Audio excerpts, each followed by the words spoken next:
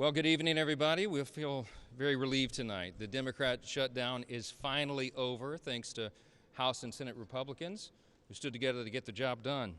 Absolutely no question in anybody's mind now that the Democrats were responsible for this. What happened? Millions of American families went without food on their table. You had millions of Americans stranded in airports with their flights canceled and delayed. You had troops and federal employees wondering where their next paycheck would come from. The Democrats openly admitted, many of them said it in their own words, that they used the American people as leverage in this political game. They knew that it would cause that pain to the people, and they did it anyway. They did it for their own selfish purposes, their political purposes, and it was a game they played with real people's lives. It's something that is very difficult to forgive. I want to say that all this was utterly pointless and foolish. This outcome was totally foreseeable. I said that this would be the outcome when all this began back in mid-September. They did it anyway. Democrats admitted that they used the people as leverage, and they got nothing for their selfish political stunt here. They didn't achieve anything with this at all. And anyone who studied history would know that shutdowns never yield any positive result. It just hurts people. I said on the House floor a little while ago that we did all this in good faith. From the very beginning, I was insistent about this. Our leadership team was. The Republicans did the right thing. We had a nonpartisan continuing resolution. We didn't have any Republican priorities on it at all. We just said, in good faith, let's keep the lights on. Let's keep this going for another 7 weeks so that the Congress can do its work, so they can get back to the regular appropriations process, the way that it is supposed to be done for the people, so that we're good stewards with their money. That hasn't been done here in a long time. And we said we want to get back to that. Now, I'm pleased that tonight on the CR we had 3 appropriations bills that we'll send over to the President's desk in just a short amount of time tonight to get signed into law. That's an innovation too. As you all know, it's been years since Congress actually did separate appropriations bills. I'm proud of that achievement, but I'm really sad that it took us so long to get here. It was so much pain that had to be endured to get to this point. Voters are going to remember which political party played games with their lives. They're going to remember that they did this for their own selfish purposes so that they could look tough to the radical elements of their base, and real people suffered because of that game. So now that we've got the lights back on, we've got the government reopened, the President will sign that triumphantly tonight, and Republicans will get right back to the work that we promised the American people that we will do.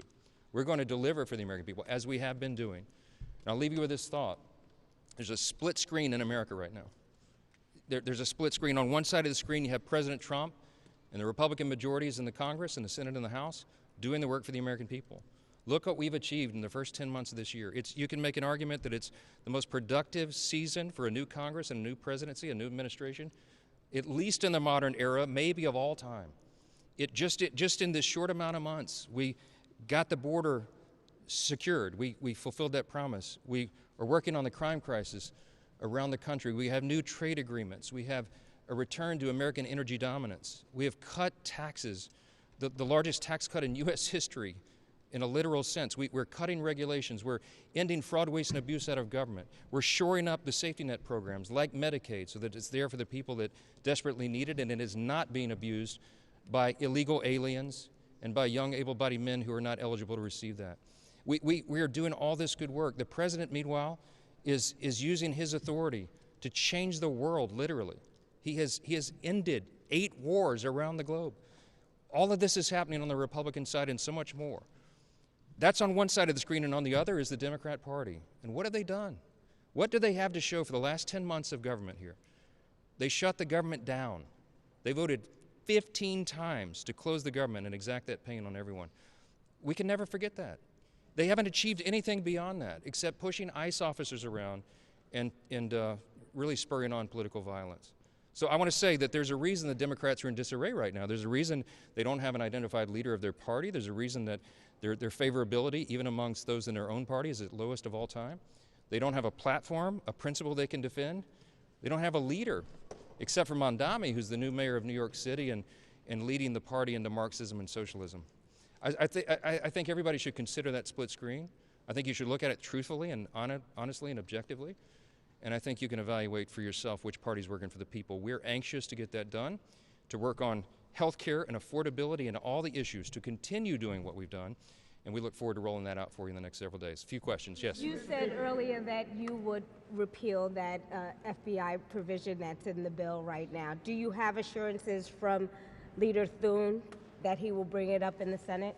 I did call Leader Thune this morning. I want to say that he's a principled leader. I've enjoyed working with him. We've got a great working relationship and a good friendship. He's a trustworthy, honest broker. And that's why I was so surprised when we found out about that provision. It was put in our clean CR at the last moment. I'm just to be honest, I'm very transparent with you all. I was very angry about it. I was. And a lot of my members called me and said, did you know about it? We had no idea. That was dropped in at the last minute. And I did not appreciate that, nor did most of the House members. Many of them are very angry about that. So we will be bringing that up. We'll probably pass it on suspension early next week, and we'll send it over to the Senate. I had a conversation with Leader Thune early this morning about it. I think he regretted the way it was done, and we had an honest conversation about that. I didn't ask him for any commitment at that time because I had a lot on my plate today, and I've been busy ever since that conversation we had early this morning. But I'm going to speak as truthfully to him as I am to all of you and tell you that I think that was way out of line. I don't think that was a smart thing to do. I don't think it was the right thing to do, and the House is going to reverse it. We're going to repeal that, and I'm going to expect our colleagues in the Senate to do the same thing. Mr. Speaker, you said that you're for full transparency. So why not just urge all your Republicans to vote for this Massey Connell bill on the Epstein files next week? Put out all the files. Let the American public judge for themselves what these files are all about. Thank you for asking the question. We have been for maximum transparency of the Epstein files from the very beginning. What I was opposed to is the reckless disregard that was used in drafting the discharge petition. And we've been over this many times, but it was not drafted in such a way that it would adequately protect innocent victims. We have a responsibility to do that. There's as many as 1,000 women, by some estimates, of people who have been victimized because of the sex trafficking and Epstein and all these horrendous, heinous crimes, and we can't have them subjected to any further harm. So we wanted to make sure that they were properly, whose names were properly redacted out of the files. But the discharge petition is not only reckless, it is also a totally moot point. The Oversight Committee has been working, as you all know, around the clock, working on this.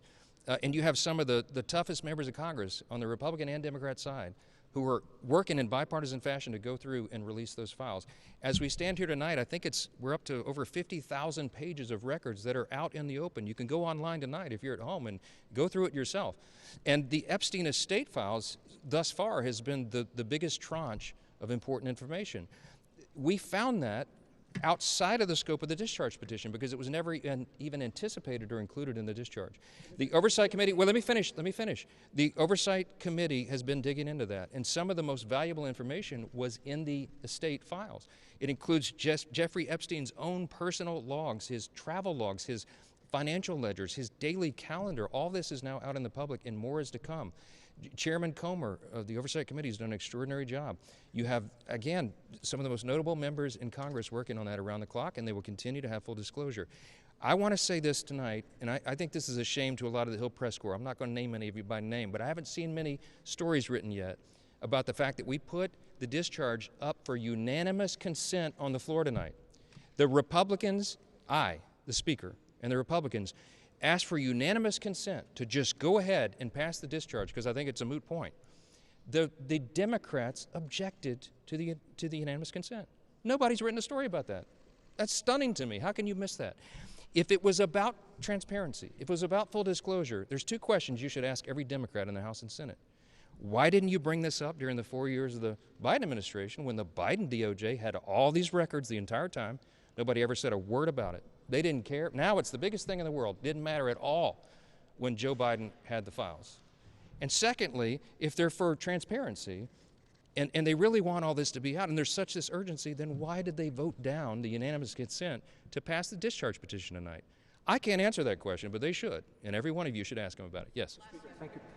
There are several members of your own conference that support at least a one-year extension of ACA subsidies. Others have alternative plans. Now that you're beyond this and as January 30th deadline looms, are you willing to put any one of those measures potentially on the floor? I've been asked 100 times whether I'll commit to putting any ACA extension on the floor. What I have said from the very beginning, and we were consistent about this, and you all know from day one, the first order of business was to get the government open and working for the people again. It's the most basic responsibility, and we finally got that done tonight. And I said, as soon as the government was open, we would turn our attention to healthcare and all the other issues that are out there. We are willing to work and have always been willing to work in good faith with anybody in this building who wants to bring down the cost of healthcare.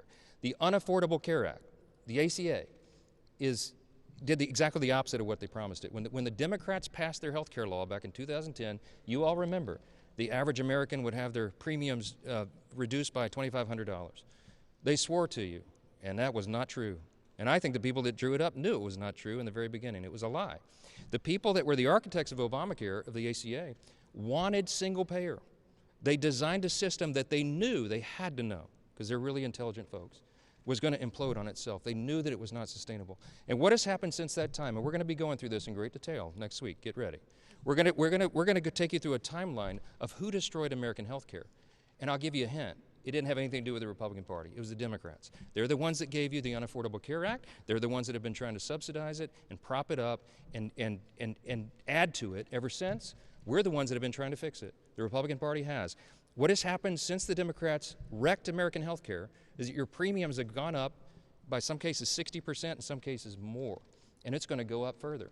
So their solution is right now they want to subsidize it further. They want to subsidize insurance companies. They want the COVID era extension that was created by the Democrats themselves. They created the subsidy.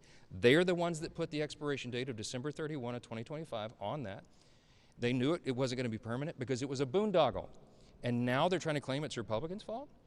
The Democrats created it. The Democrats broke it. The Democrats are driving your cost up. Who are you going to trust to fix health care? It's the Republican Party. Because we have volumes of ideas on how to do this, on how to fix it, on how to drive costs down, and how to increase access to care and quality of care, and you're going to see all that vigorous debate. So the answer to your question is, am I going to guarantee a vote on ACA unreformed COVID-era subsidies that is just a boondoggle to insurance companies and robs the taxpayer? We got a lot of work to do on that. The Republicans would demand a lot of reforms before anything like that was ever possible, and we have to go through that deliberative process.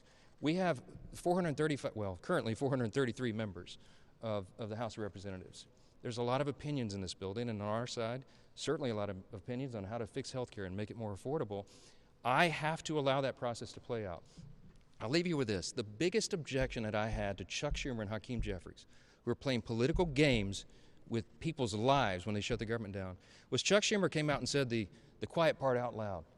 I don't even think he realized, he has no self-awareness.